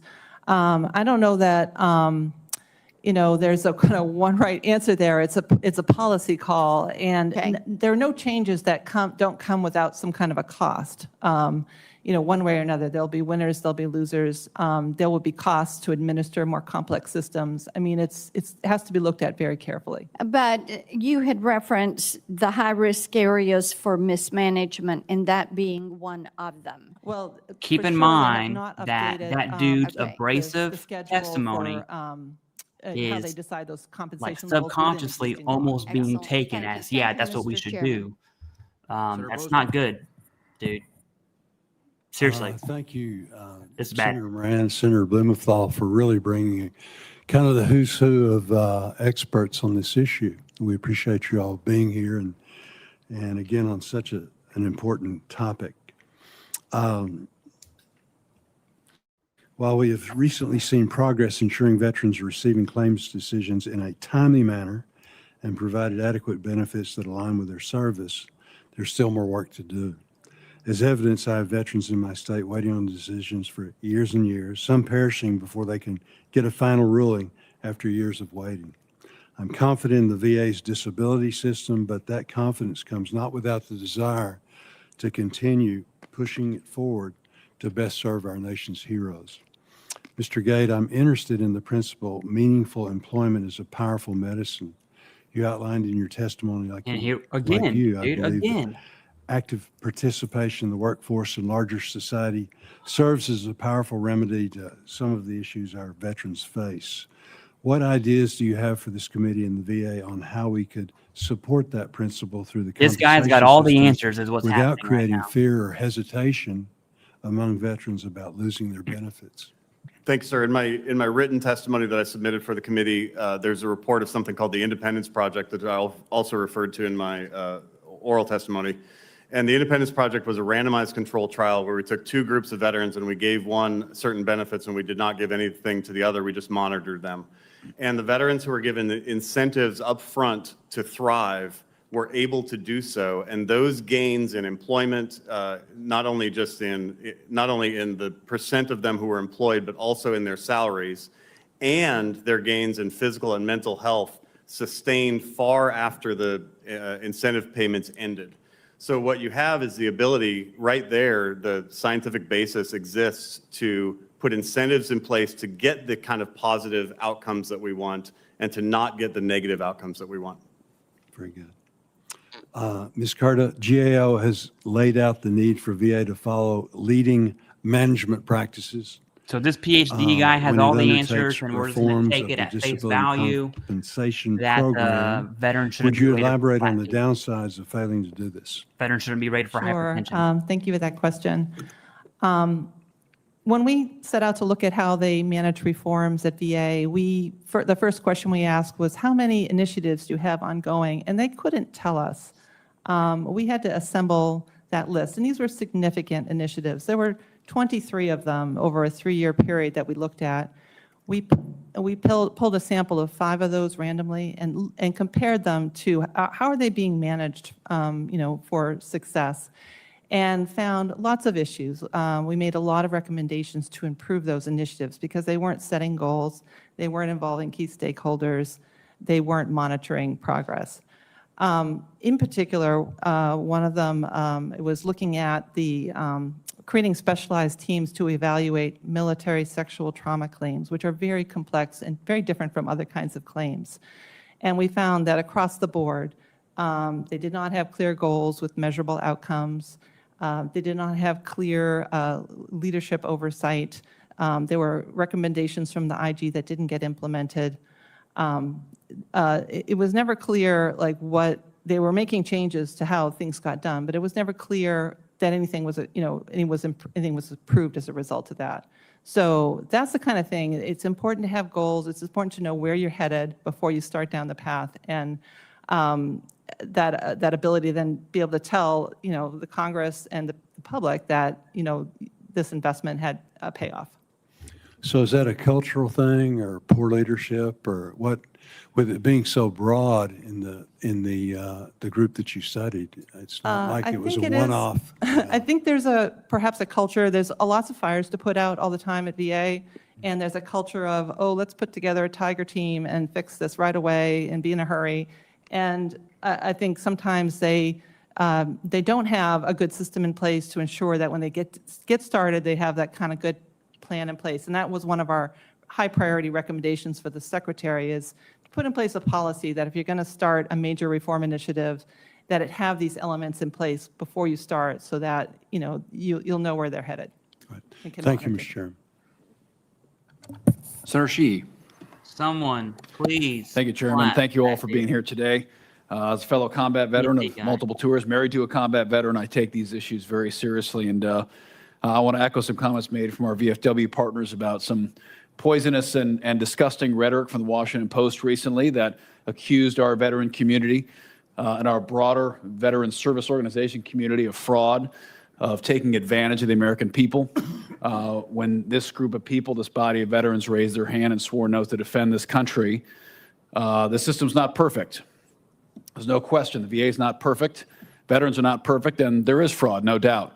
But the byline of that rhetoric should not be attacking the people that chose to defend this nation. It should be an internal examination of how we do things better in this government and how we make the VA focused on veteran outcomes and patient outcomes and not process. We've been lost in the bureaucracy for too long in the VA. It's about time we have a customer service-oriented organization that's focused on optimal outcomes for veterans. Outcomes for veterans. Veterans, not victims, is my favorite saying. We're not victims. We don't come back sorry, asking for handouts. We come back wanting a new mission in life and wanting to be empowered to continue to serve our country in law enforcement, in government service, even in entrepreneurs. We want our veterans to come home and be empowered, not treated like victims. But sometimes they need that help to do so. And I'd welcome your thoughts specifically. I think Dr. Gade related to specifically how does our incentive system within disability claims, how's our incentive system within the transition process? Are we incentivizing veterans to succeed at the end of that process, or instead are we driving them into a cul-de-sac of dependence? Because ultimately we want to help them as a bridge to another successful chapter in life. We don't want them to be professional veterans when they're done. We want them to be done and be proud of their service, but then open a new chapter for their life and succeed there. Sir, thanks for that question. When I went through the transition assistance program when I was leaving the military, we spent about half a day on employment stuff and about a day and a half on how to file disability claims. And the proverbial little lady in tennis shoes stood up there and said, claim everything you can. It's free money. All you got to do is go get it. And if you have these conditions, you get this. But if you look at the DBQ carefully, and she like stomped on the floor and said, if you look at the DBQ carefully, you can see that if you have these conditions, you can get to 70%. And if you have these conditions, you can get to 100%. And so it was right there in front of people that all you have to do is exaggerate and you can get paid more. That's not actually my main problem. My main problem is what happens then. Because if a veteran is separated from the labor market, they don't work anymore. They're sitting at home. They're sitting on the couch. Their wife is going to work. If it's a male veteran, the children are going to school. And what happens when those people come back home is the veteran is still sitting there. And that's a life of disempowerment, not empowerment. And men get so much identity from their work that we ought to be putting all of our effort into positive, meaningful, gainful employment, and get away from saying to everybody, hey, get everything you can from the government. All you got to do is fill out this little form and we'll give you disability payments. Thank you. That's People exactly who right. say And that disability is don't understand too how it oftentimes confused that if you're able to work, you don't deserve that disability. And the truth say is that whatever you disability is a want and you'll get recognition that you're going to 100%. carry that injury, that condition for the rest of your life, and you can never heal from that because of what you did for this country. What do we think about alternatives to how the disability system is currently structured? And this is open to anybody. I mean, how can we better structure this so that after our veterans leave, take the uniform off, we're incentivizing them to find new careers and succeed in those careers, but still recognizing they have conditions they have to live with? Sir, if I may really quick, the way that we talk about disability is different than any other program talks about disability. The bar is much lower, the conditions are much broader.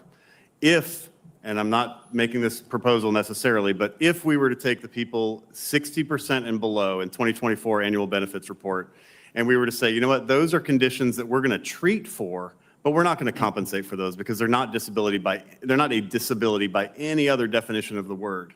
What you would do is you would save $20 billion a year that you could then put towards meaningful job programs. You could put towards internships and externships and education and even higher benefits for the triple amputee and the person with a traumatic brain injury. There's a way to do this that's smart and that incentivizes the right things, and that's what I'm just begging folks to focus on. We're at the end of my 5 minutes, so I'm sorry. You want to wrap up quick? Yes, Senator, I was just wanted to say, it's very important that we understand, yes, we know about the injuries and illnesses, but the thing is we have questions with regards to integration into rehabilitation, and then there's compensation. We need to understand that it's complementary. And we need to ensure that when we look at the VA's stability of it, that VA's integrated care links the issues really. That's healthcare, vocational programs, and education. That's the struggle that we're having here. And so VA needs to continue to expand programs like the Veterans Readiness Employment System while they ensure that the veterans are getting their compensation. As you said, they have earned these benefits. So we want to make sure that they strengthen the partnerships that are out there to employees and workforces to ensure that they are hiring and recruiting veterans and really emphasize that there's a difference between the integration back into employment versus compensation. Well, thank you for being here. We're at the end of our nation's longest war, and we may potentially be seeing the start of another war soon. So the work you're doing is going to be absolutely critical. Veterans, not victims. Outcomes over process. Patience over bureaucracy. Thank you. Sir Sheehy, thank you. Sir Duckworth. What in the world? Thank you, Mr. Chairman. I have to say I must express disappointment in the decision to convene a legislative hearing that amplifies the Washington Post's misleading and flawed attack against the VA disability benefit system, especially by inviting a witness who supports those sentiments and adding insult to injury. This effort to falsely depict our nation's disabled veterans as a group of dishonest fraudsters and cheaters originates from a paper that is owned by a multi-billionaire whose net worth exceeds by tens of billions of dollars the total amount the United States government spends on disability compensation to over 6 million disabled veterans in any given year. Look, nobody's denying the unfortunate reality that a small number of veterans exist who will dishonor their own service and that of their fellow veterans by defrauding the VA. These individuals can and should be prosecuted to the fullest extent of the law. If we want to enhance deterrence, we should strengthen enforcement resources to increase the rates of criminal investigations, prosecutions, and convictions of these fraudsters. The mistake we must avoid is allowing a minority of criminals to dictate the redesign of the VA disability benefit system into a bureaucratic black box that is more frustrating and less fair and will leave more veterans waiting and dying, waiting to get their benefits that they've earned. Since we met many years ago at Walter Reed, I've been disappointed, Colonel Gade, in watching your journey. You and I were there together. We suffered together. We recovered together. But I have to say, I've been disappointed in watching your journey to becoming one of the leading critics of the entire concept of disability compensation for disabled veterans. And I do feel that you believe that you're simply offering our fellow disabled veterans some tough love that everyone else is too afraid to give to inspire them to achieve the success that you've been so very fortunate to earn. However, your rhetoric, particularly in downplaying the severity of the reality of the invisible wounds of war, runs the real risk of doing more harm than good. Portraying disabled veterans as a group of takers who will happily never work again for $3,100 per month is incredibly condescending and disrespectful to these heroic Americans. Disabled veterans, like any American, want to work for more than just money. They're driven by a sense of mission, purpose, and meaning. And your characterization of disabled veterans who accept disability compensation as being moochers who are trapped by the system advances a very damaging stereotype that shames many veterans into foregoing VA benefits at a cost to themselves and their loved ones. So there's an irony that the VA is being accused of being too generous, too trusting, and too focused on enhancing efficiency for disabled veterans by a paper whose owner is famous for accumulating a vast fortune by adopting a core management principle, obsessive customer focus. So my question for the VSO leaders on the panel is simple. Do our disabled veterans deserve worse treatment from the United States government? Oh my gosh, I thought that was never going to come. No, they don't. No, they do not. She's got my vote. Dude, I don't care if Should you're Congress red or require blue. VA to presume that every disabled veteran applying for benefits vote is for her. guilty of fraud? They shouldn't because they're not. Should VA force every disabled veteran to fight through copious amounts of paperwork and push through layer upon layer of code-harsh bureaucracy to prove, beyond a reasonable doubt, to obtain what are often quite modest disability compensation benefits? Senator, no. We must never forget that Congress and VA have worked hard for many decades to end an unacceptable status quo where the VA benefit system was hostile, combative, and stunningly inefficient. My larger fear is that our committee indulging in efforts to demonize the VA disability benefit system will lead us to creating a harmful guardrails that do reduce improper payments, but at the cost of scores of eligible disabled veterans giving up and abandoning efforts to secure the benefits they earned when they served our country in uniform. Would any of the witnesses testifying on behalf of VSOs like to elaborate on that threat and why criticism of VA trying to instill a culture that seeks the let's get to yes is preferable to a culture that seeks to get to no? Senator, I will happily take that question if I may. As I said in my remarks and in our submission for the record, we have deliberately worked to make it easier for veterans to access the benefits that they've earned. Those of us who have worn the uniform have seen it where peers of ours struggle for the care for the diseases or the health conditions that they're suffering with. In addition to Kachikarabad, our organization's advocating for air crews. Congress just passed a study to make sure that air crews, and it was signed into law, that we study their toxic exposures. There's a group of veterans, submariners, and the veterans of foreign wars who are speaking very vocally about the unique challenges of submarine service and the exposures that they have. Now, make no mistake, we all knew that military service was dangerous, but as we've focused on when we say honor the contract, it was in our enlistment contracts. It's in there, required to order to serve in combat or other hazardous situations, and then entitled to receive pay allowances and other benefits as provided by law and regulation. So to have a discussion where it's portraying veterans accessing that system as if we're somehow exploiting loopholes and it's an honor system, look, it's trying to pit veterans against Americans, other Americans. Yes. And it's something that we shouldn't tolerate, especially when such a small percentage of the population volunteered for that dangerous job that has occupational hazards that others can just walk away from. The data is clear, and it's not just data coming from the VA, but from other or not-for-profits that the vast majority of veterans' claims for benefits are truthful and accurate, not that they're fraudulent and false. And I think we need to keep that in mind. Thank you, Mr. Chairman. Dude. Senator Duckworth, thank you. I thank all of our witnesses, and I just highlight for the She's the committee and only. She's the only. perhaps for my own person satisfaction. I have who there's no disagreed doubt with about what PhD douchebag. controversy that arises from this Washington Post article. Keep that in I mind. have great The faith in only the person witnesses that we have here.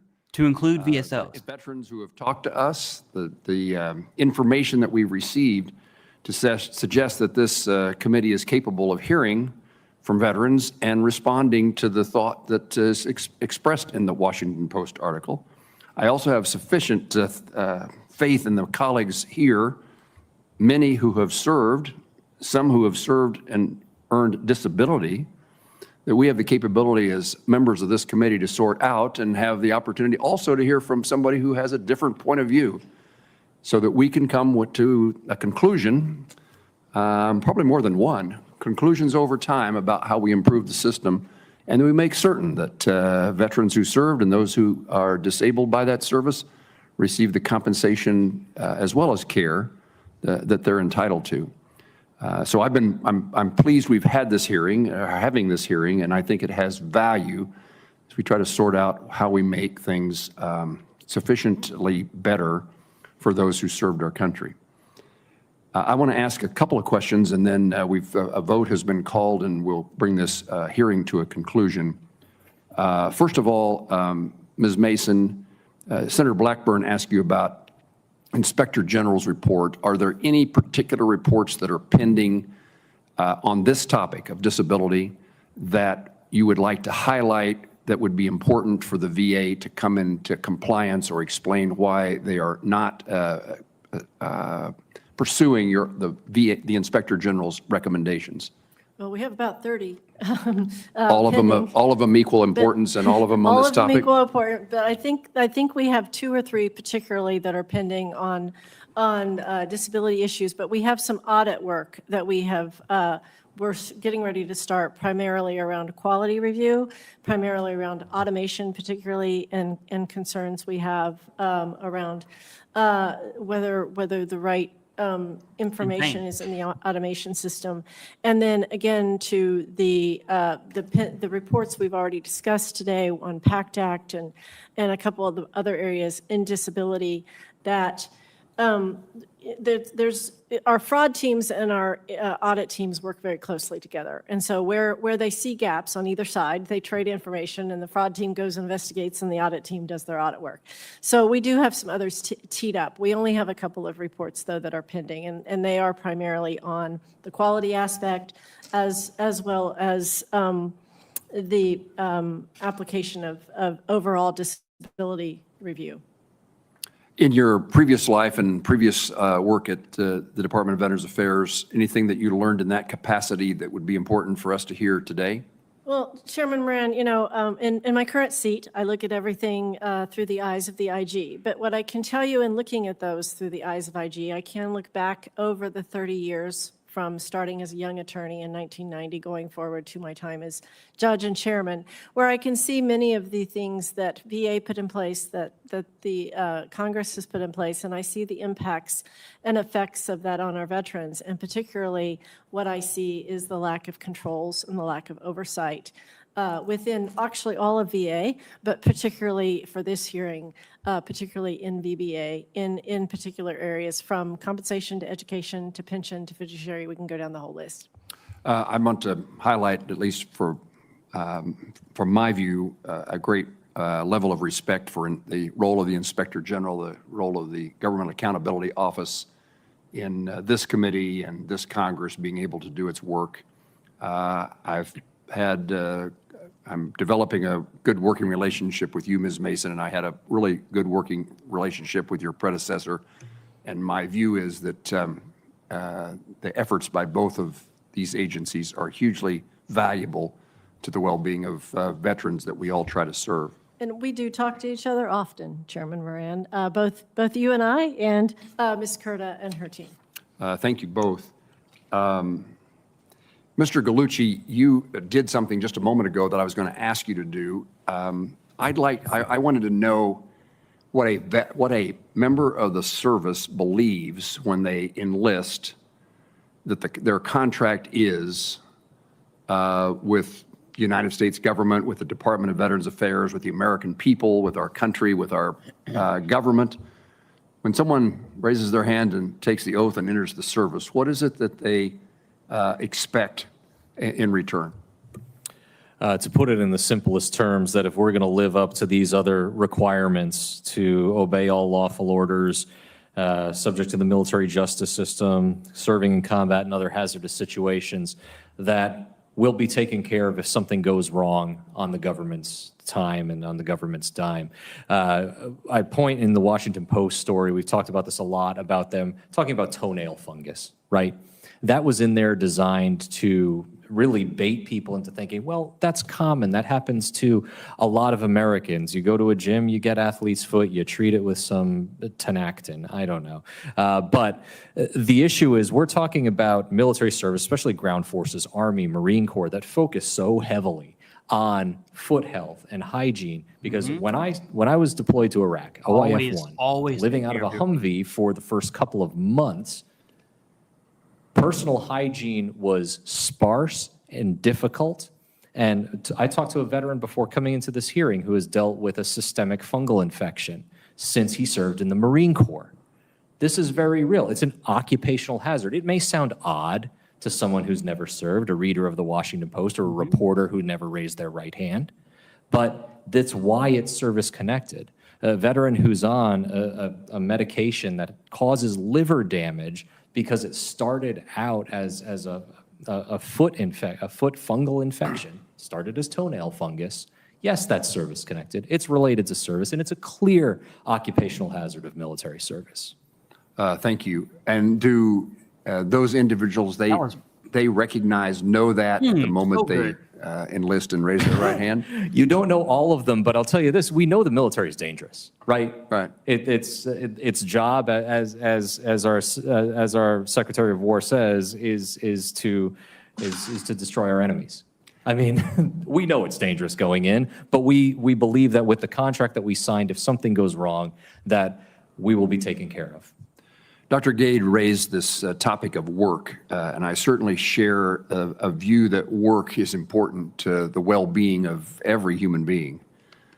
It is a way we earn a living and get satisfaction, hopefully, from what we do. I always think it's something that's within us that gives us purpose in life, soul, a sense of meaning and value. What is it that we can do? Dr. Gade indicates that there's a seemingly a disincentive from the disability system to work. But aside from that suggestion of that connection, there's a lot of things that the Department of Veterans Affairs is entrusted to do and should be doing to help veterans find meaningful employment. And I know, I mean, I saw where a group of Fort Riley soldiers who were about to end their time in the military service, spent time in Wichita, Kansas at the aviation and aircraft companies learning about opportunities for their future.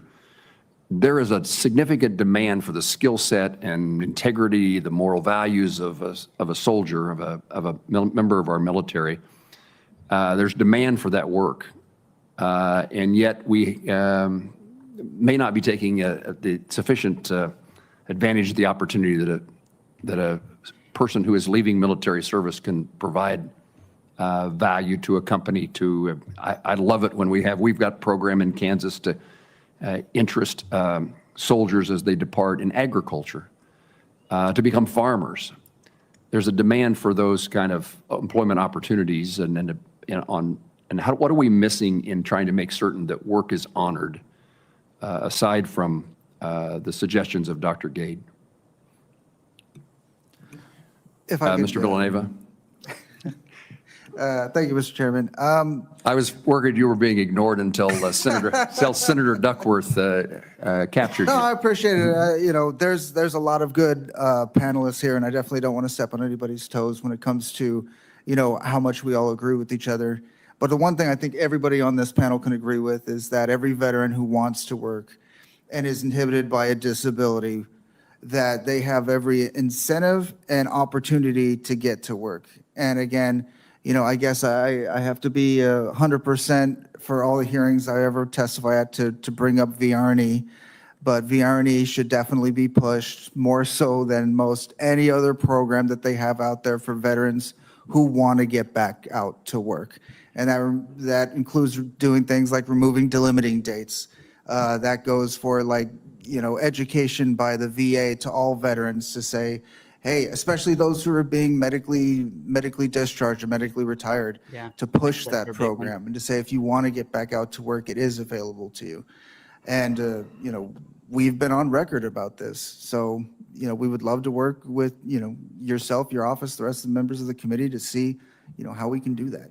Remind me, is there opportunities that are presented to veterans who have a disability beyond the normal programs to work, to provide education, workforce training to veterans generally? There are. But again, not a lot of the veterans who, when they leave the service, right, know that there's a disability with them, right? It comes up years and years later. Myself, I went out and, despite some of my disabilities, I decided to take up blue collar work for the first 5 years post-service. And it caught up to me. Only after that time did I ever find out or ever attempt to use my GI Bill. And never once until many years later did I even hear about VeteranAI. So again, this should be pushed, by the VA. Thank you. I look forward to working with you and Paralyzed PVA. Senator Banks. Thank you, Mr. Chairman. Ms. Curda, the VA disability claims process is dysfunctional and antiquated, no doubt. An initial claim decision takes about 100 days on average, but appeals stretch on for years. My office worked on one case, for example, that a claim that took 8 years to be decided. How are VA's efforts to improve that process coming along? Well, as I mentioned earlier, one of our issues that places VA on the high-risk list is their challenges with managing their workloads, and that includes appeals. This has been going on for decades, where various surges come along on the initial claims side. Veterans who are denied appeal those claims. That creates, additional pressure on the appeals side. And when veterans choose to go, before a judge, that is the longest amount of time that a veteran will experience. There are other choices, but that one in particular can take a really long time. And currently, VA is not meeting its timeliness goals for various appeals options. They're exceeding them. I think what they're doing is we've been engaging with them on this high-risk issue for a number of years now, and most recently they have developed a better ability to predict their workloads through more sophisticated modeling. That is certainly true on the initial claim side. I think they're trying to kind of do a little bit more on the appeal side to be able to better predict what's coming in. And when you can predict, you can plan, and you can get the resources that you need to get the work done. So they are moving along. They still are somewhat lacking in their, I think, capacity to really fix the problems. But we were close to moving up their rating in the high risk issue last year, and that budget issue came along, and we had to kind of rethink that. But they have made progress in terms of their just ability to plan for workloads, and then so that when things do change, and they will change, they're in a position to address them. The key tool in the claims process, the VA rating schedule for disabilities, was created in the 1940s. Some elements of the schedule have never been updated. The VA has been trying to update it for years. Which conditions and body parts rating schedules are the most outdated, and what problems does that cause, Ms. Curda? Sure. I would say the issue is that they haven't all been comprehensively updated. There have been small changes over the years, here and there, but they haven't taken a comprehensive look at There's 15 body systems. All the conditions are organized in different body systems. Of the 15, they have updated comprehensively 11 of them. And there are still 4 that remain, and they are in various states of regulatory development. The 4 that are remaining are mental disorders, respiratory illnesses, ear and auditory issues, and neurological conditions.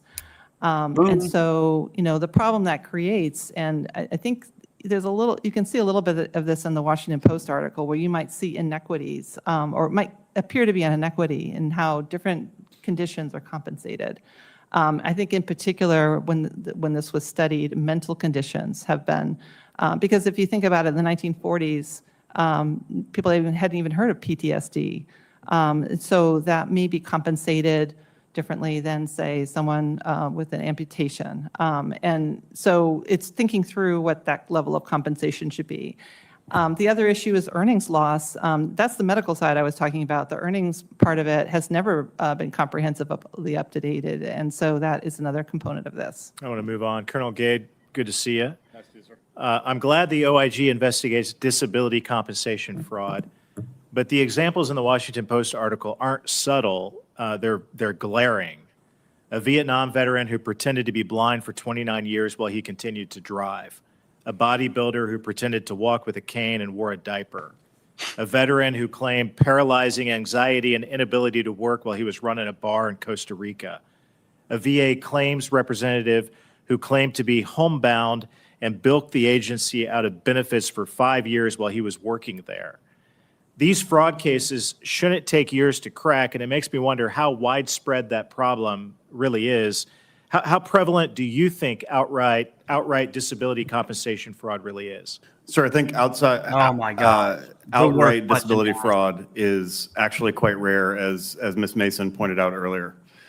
A bigger problem is the problem of lax oversight and easily exaggerated conditions and no follow-up.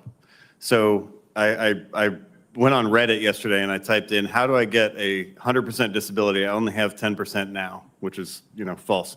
So here's what Reddit said. Go to your CMP exam with a DBQ that you filled out yourself. Look up what you will qualify for, 100%, and check the boxes and write the explanations that apply to you. Submit that to your examiner at the beginning of the appointment and have a copy in front of you. Throughout the exam, answer the questions based on the answers you gave on the DBQ.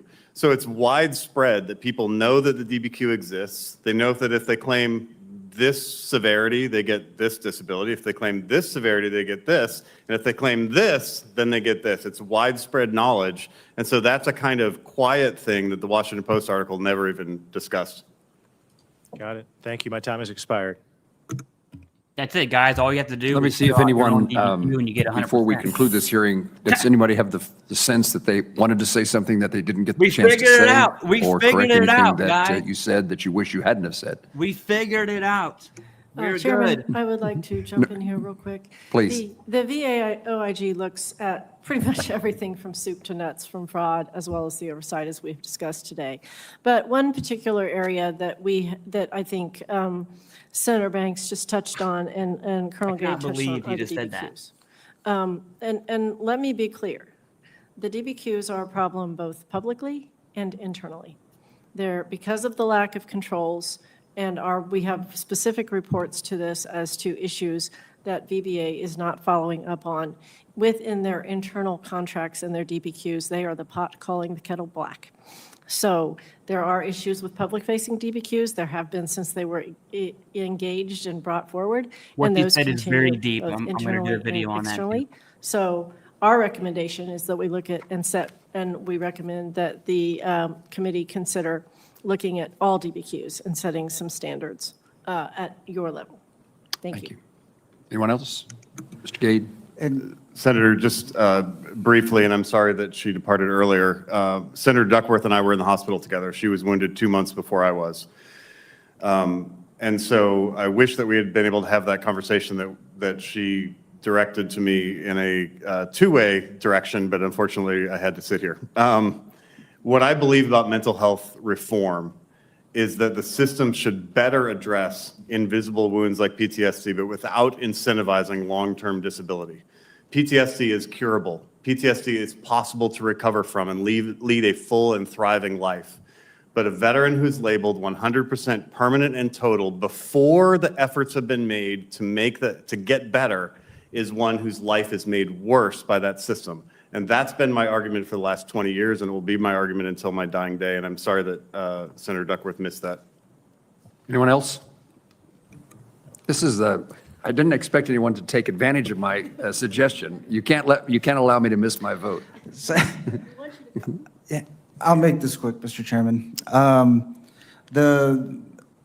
The most worrying thing about the Washington Post article, and as a person, like many people who are on this panel today, we remember the history, and the history goes back a ways. But when you look at the Civil War pension program that these folks came back to, after a while, the articles and the news and the public opinion shifted away from that it's the government's fault that's making it too hard, and they put a glaring light on the veterans and the doctors and the lawyers, and they scrapped the program.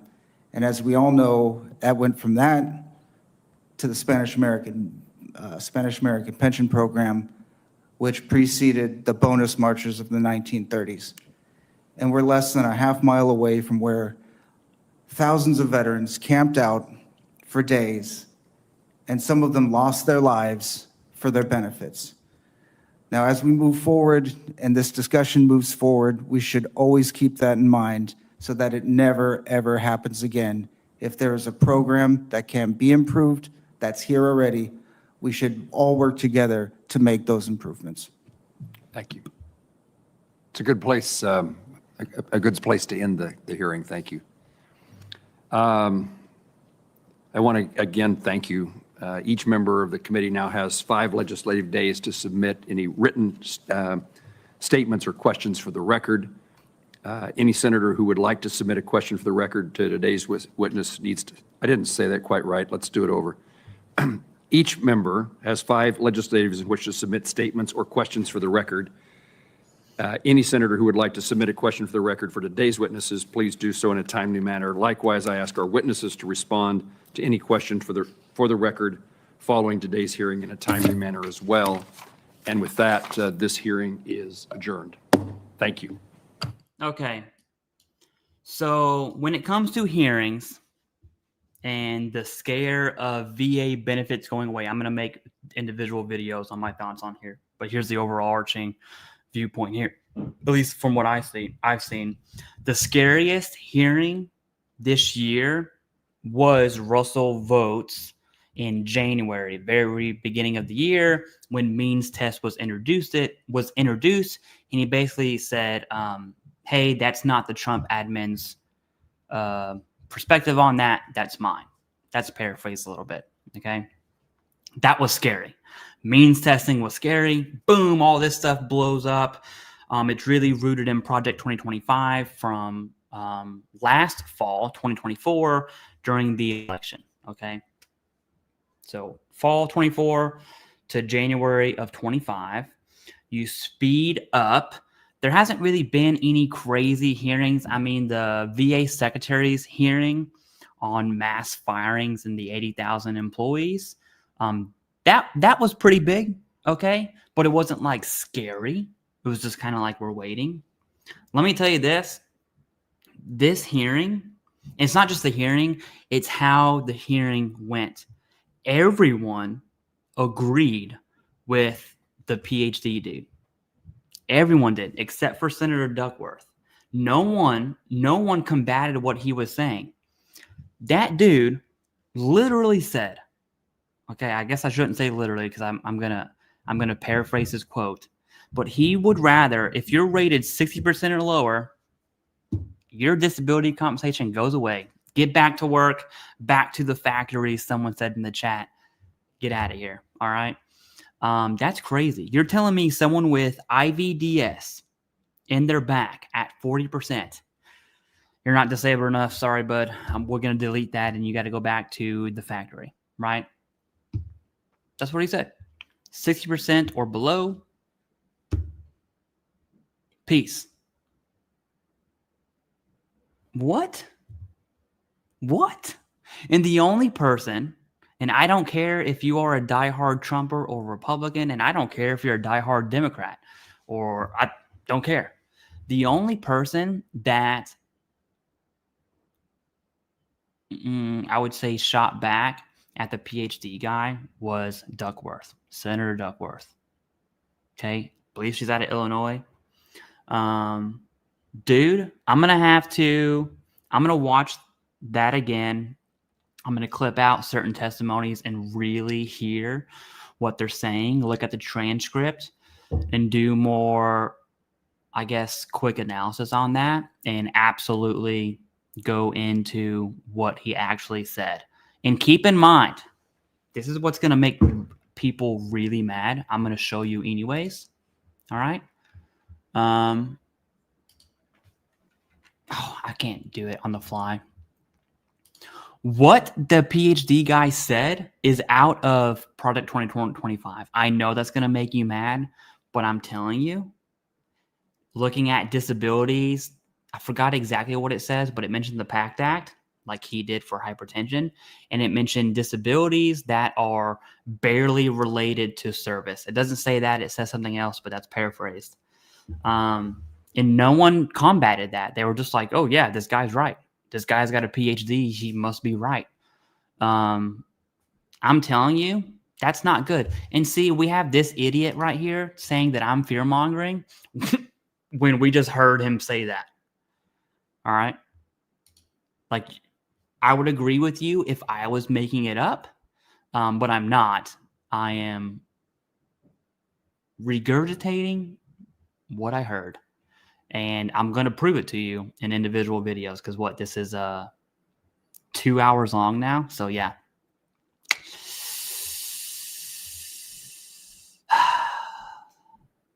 I knew this was going to be good. I didn't think it was going to be that spicy. I really didn't. That PhD dude blew it out of the water. And I made a post on LinkedIn and I tagged the VFW. Hold on, let me see. I said, how in the world did Ryan Galucci restrain himself from punching that lieutenant colonel in the face during his testimony? Dude. What? Anyways, hey, if you're a veteran, you don't deserve VA disability compensation. You actually deserve to go back to work and suck it up. All right? That's all I got. Everyone have fun.